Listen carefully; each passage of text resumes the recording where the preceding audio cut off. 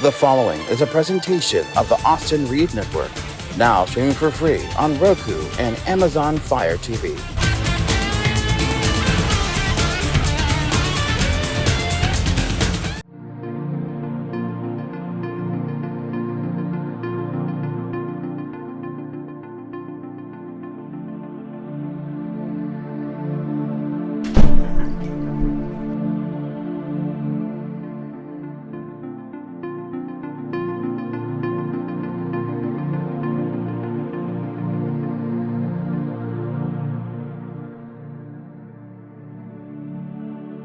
Hi, my name is Isla Brock, and I'm a certified hypnotherapist. This is Central Valley Hypnotherapy, and this is my first show for News in Hypnosis. Today we're going to learn about why we get stuck and it's hard to make a change, and how the subconscious mind actually works. But first, we're going to hear from our sponsor. The newest sport to hit the market, Turbo Tether, developed by Pickleball 5150. I introduce to you the Tether Trainer. So what is it? A combination of tetherball and pickleball. Great for all ages. Take it anywhere. No need for a court, indoors, outdoors, day or night. It's a fun way to exercise by yourself or with friends. Learn the pickleball skills before you even hit the court, so you're ready when you do. COVID-19 changed the world. We had to learn to exercise and have fun without leaving the home. The Pickleball 5150 Tether Trainer was engineered by U.S. Navy veteran engineer Paul Marshall, small business owner here in Visalia, California. A man who served his country and is now serving his community and beyond. In need of some physical activity because of these inclement weather days, or students who are being schooled from home, the Tether Trainer can give them a fun alternative. Maybe you know a senior citizen looking for an easy activity on their own or with a friend. Mr. Marshall's 84-year-old mother and 4-year-old granddaughter play it because it's low impact, user-friendly, fun, and can be played at most any age, most anywhere. Mr. Marshall says, have fun and keep your mind sharp at the same time. Our youth-friendly paddles are not only stylish, also durable. Small in size and weight, our ultra-lightweight carbon fiber paddles enable children to get started playing pickleball at a young age. Short on time or space and would like to get some exercise today? No problem. The Tether Trainer is easy to assemble and does not require any tools. Take it with you just about anywhere for some exercise and fun. 5150 Pickleball, crazy fun that is. Get the benefits of 5 games in 5 minutes. Save the drive time, play at home, exercise and have fun. Fun together or alone, it'll enhance your quality of life. Fundraising opportunities are also available. Let's make every day a pickleball day. There are a variety of colors and options available. Just contact Paul Marshall at paulmarshall@outlook.com or phone him at 559-909-1163. Website is pickleball5150.com. And now back to the show. Hi, everybody. Thank you for that amazing display of Pickleball 5150. Now I'm going to talk a little bit about how the subconscious mind works. And I'm going to be drawing pictures right now about how it works. And I'm going to use my fancy dancy little chalkboard here. And we're going to pretend that this is a picture of your mind. It's not a very great, circle, so forgive me. Okay, and this is a picture of our mind. At the bottom base of our mind, I'm going to put P for primitive. It's at the amygdala back here in the back of the brain. It's actually where we house what's called fight or flight. That state of mind that you're in when you're in danger, and immediately you get rapid heart rate and breathing goes labored, and your adrenaline and your cortisol starts to hit your bloodstream because you don't know what's there next. Thinking about walking down an alley at night and you hear footsteps. That's exactly what's happening, like within moments. Or another opportunity to go into fight or flight is when your boss comes to you at 10 in the morning and says, see me at the end of the day, and he walks away, or she. You're in fight or flight because you don't know why they need to come see you. All of a sudden now you're panicked. Your whole life is passing before you. That's this right here. We can't control it. It's there to protect us. Some people have a way to manage it better than others. Think about military, whatever. They have to learn to manage this. I don't want to manage it. I'm going to shake my pen a little bit. Okay, so What happens after also when you're born, these are very important elements here. You're actually born with two fears, the fear of falling and the fear of loud noises. Any other fear you have, you learned it. And if you learn it, you can unlearn it.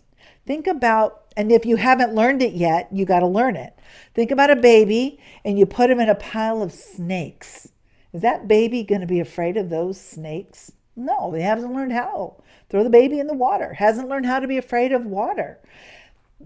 Put a baby in front of those thorny rose bushes until it realizes that thorns are what's causing its pain. It's not going to be afraid of them. Or the spiders playing around and moving. They want to just go after it. They haven't learned how to be afraid of anything yet. So they have to learn it. Now, falling and loud noises, that can be a little bit of fearful. Go to a baby and smack your hands real loud. They're going to cry. So then you're born till about, age 8 or so. And this is, an average. It could be 7, it could be 9. I call it the age of reason. It's that age where you start to ask why. Meanwhile, during this is not to scale, by the way, during this first 8 years, this big section here is our subconscious mind. It actually makes up at least 88% of our brain power. And everything goes into the subconscious mind as absolute truth to a child. Think about it. You got Santa Claus, Easter Bunny, Tooth Fairy. Mom's 25 years old every single year. No matter what you tell a child, they're going to believe it is absolute truth. Subconscious mind doesn't know the difference. It just knows what it knows. So you have all these positive and negative, I'll call message units, associations, whatever you want to call them.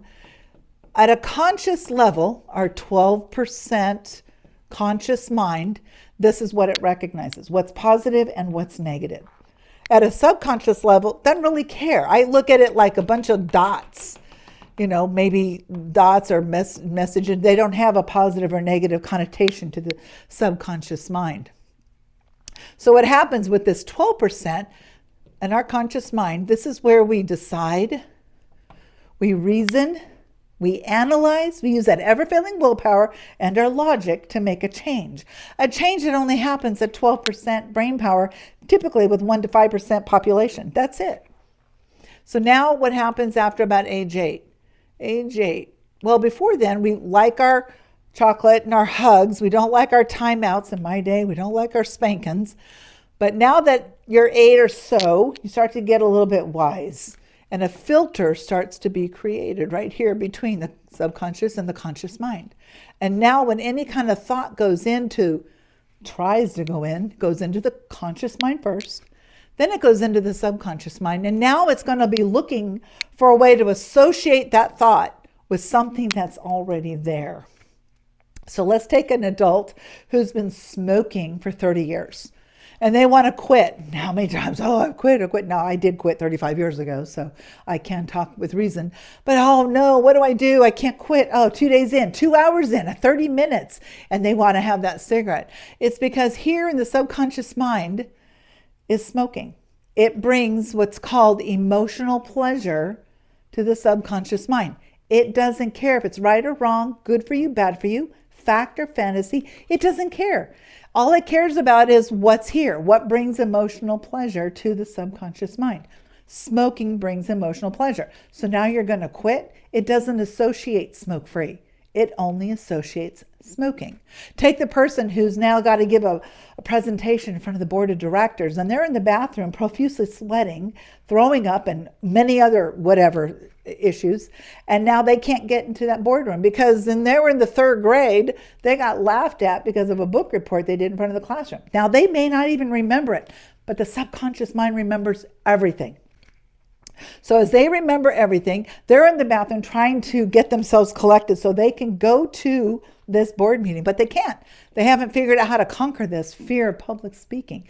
Not public speaking brings emotional pleasure to the subconscious mind. These are all called knowns, things the subconscious mind knows. And if it's not a known, it's going to defend the threat.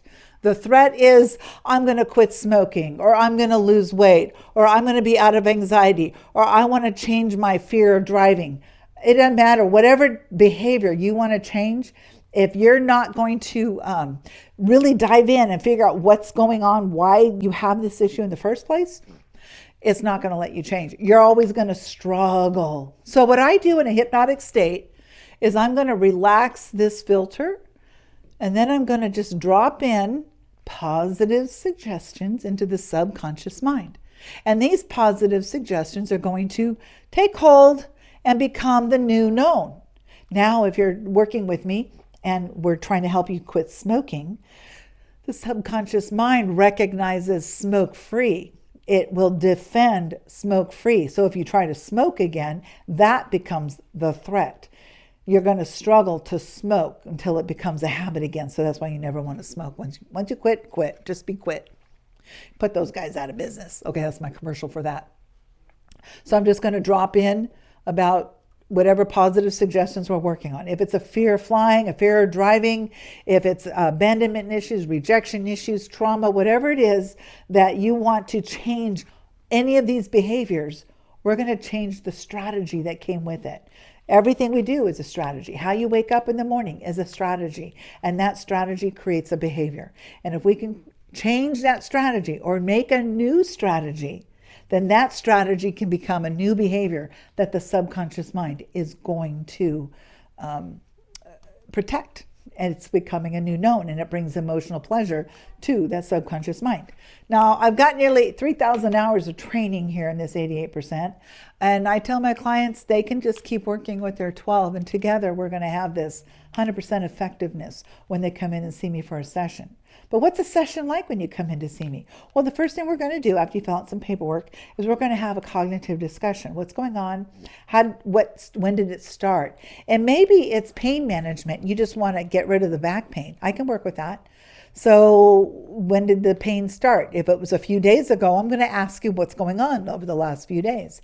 If it was chronic pain, which is more typically of what hypnosis will help with, chronic pain will be a more of a way to help mask it, so long as there's no medical contraindications.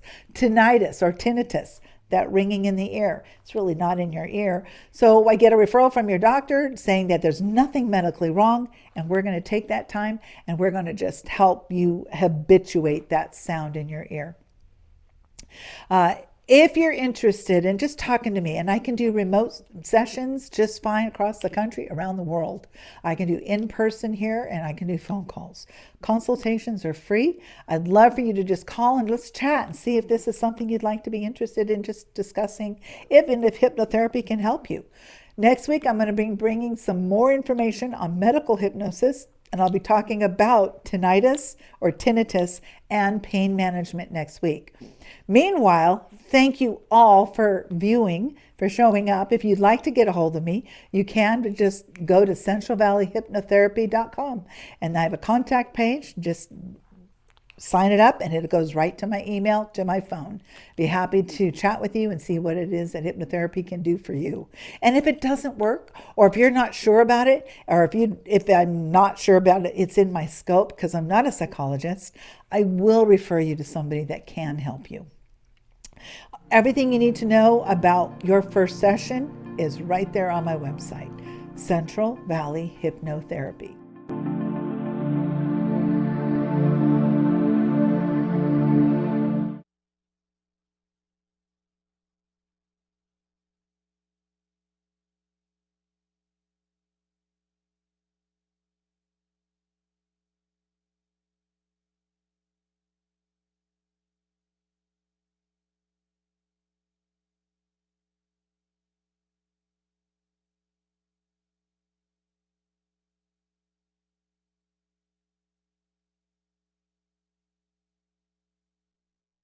Tell us, what is hypnosis? Hypnosis is a heightened state of awareness.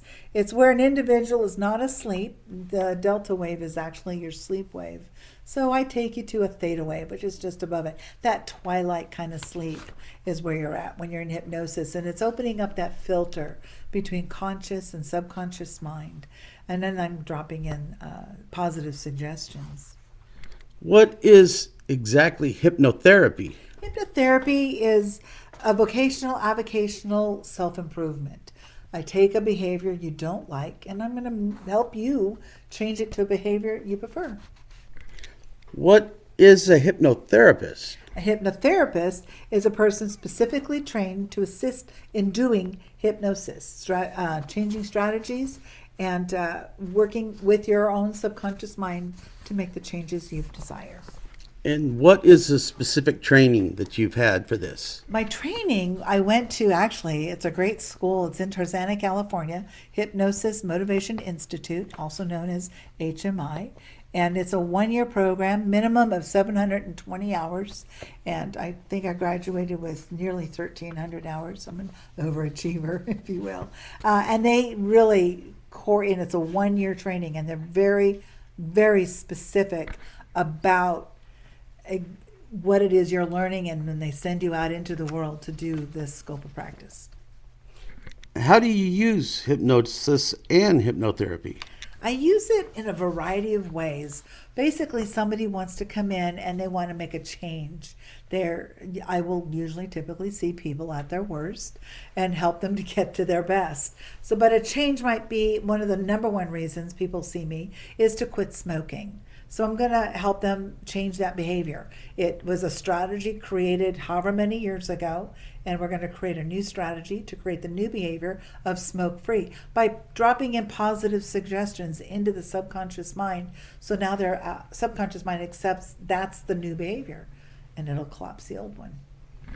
Are there other examples? Yes. Speaking of collapsing, we're going to collapse anchor. It's called anchor collapsing. So let's say you're triggered often by X, Y, and Z. You're triggered by a voice you hear. You just, it irks you. Or maybe you had a bad experience in Mexico once and you just can't stand the look of tomato juice when you had too many Bloody Marys, for example.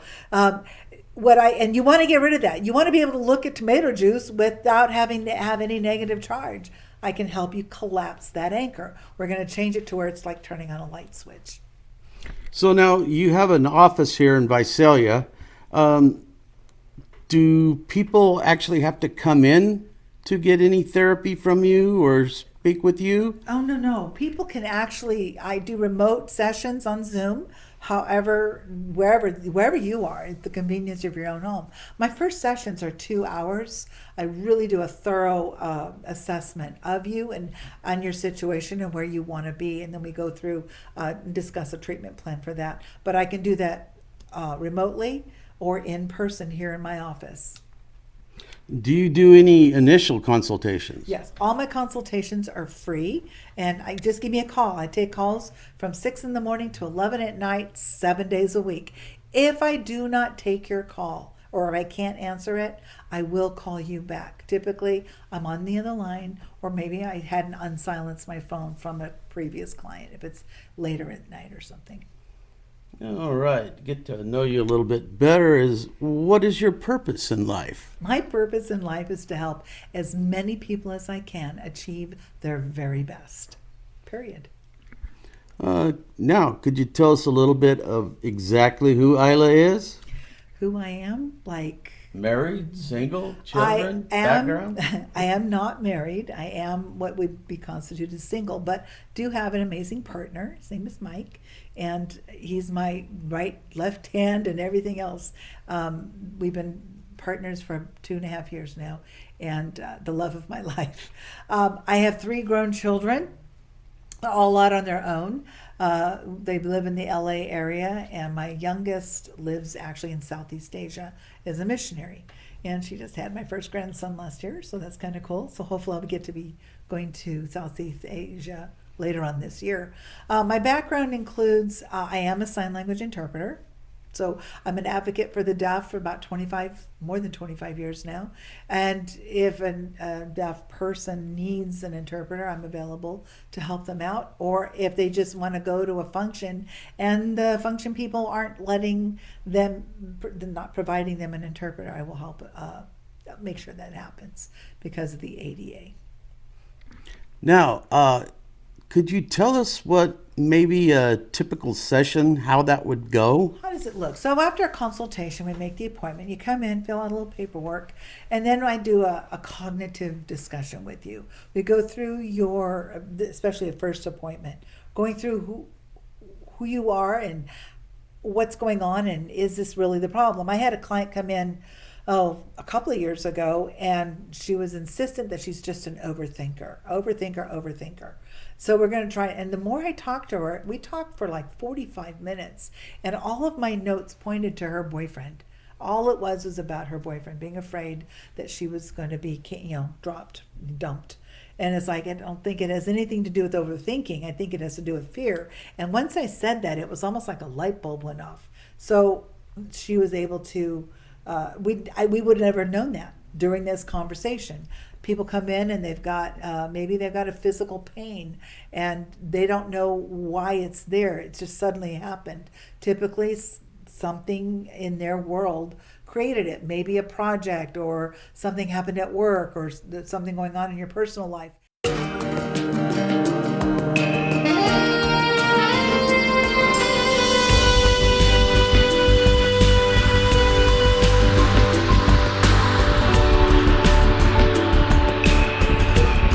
Thank you all for coming, viewing, for being here. I appreciate it. And thanks again to Pickleball 5150 for sponsoring my first show. Be sure to check out pickleball5150.com for your tether trainer and pickleball needs. Take care, everybody, and until next week, go learn something